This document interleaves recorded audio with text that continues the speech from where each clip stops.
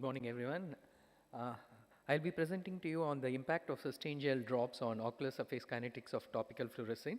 This was a part of an investigator-initiated grant from Alcon. To introduce, Systane gel is the new, when we want to have the drug for the dry eye for a longer duration, we need to have a mucus adhesive drops or a viscous agent which needs to be there in the eye for a longer time.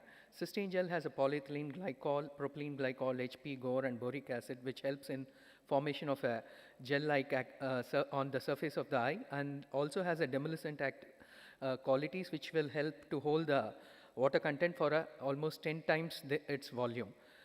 We used a custom-made spot fluorometer to measure the residence time of the drug using a fluorescein emission.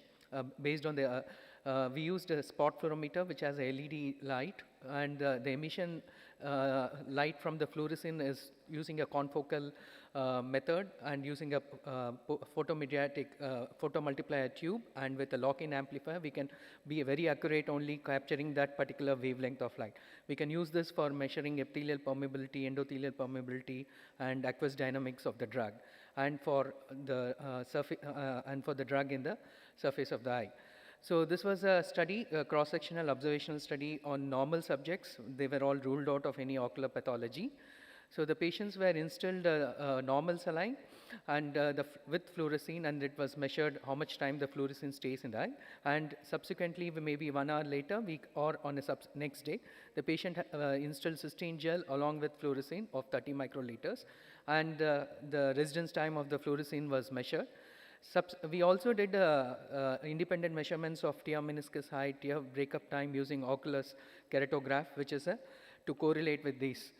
So these are samples from the two patients, where we can see the blue line is the normal fluorescein in the normal saline. The decay time is measured, and this is for the Systane gel. So these vibrations are because each time they blink, the Systane gel, the fluorescein goes up and down, but we can look into this.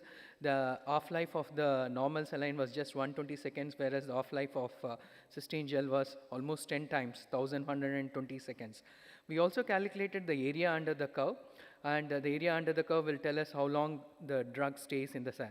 So we can see it is almost significantly different, and it is almost 10 times the same time with the half-life of the drug in the ocular surface.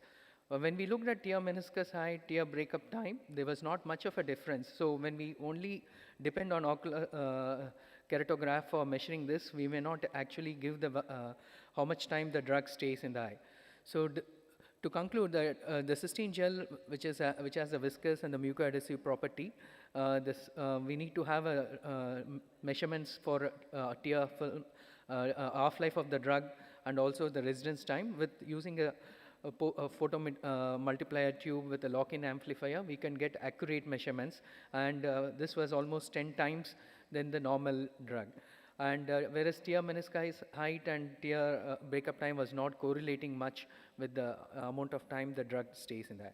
So we conclude that using spot fluorometer with appropriate clinical correlation parameters can assess the efficacy of various therapeutic agents for the treatment of dry eye, and Systane gel can be one of the drug which can stay in the eye for a longer time, can be one of the help in symptomatic treatment of patients with moderate and severe dry eye.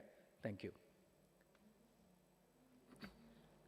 Thank you, doctor. You showed that there is no effect on the tear breakup time at all? Yeah, so when we compared with the normal saline, we measured it every 10 minutes to check. So the tear breakup time was not significantly different. It was almost same throughout the period. Whereas same as the normal saline, that sounds quite... We also checked with the normal saline, so it was not showing much difference. So we were not sure whether the keratograph will not give you accurate measurements, that is one. Whereas when we actually look at the fluorescein, which is there in the mixed with the tear substitutes, then we can actually measure and see how long the drug stays in the eye.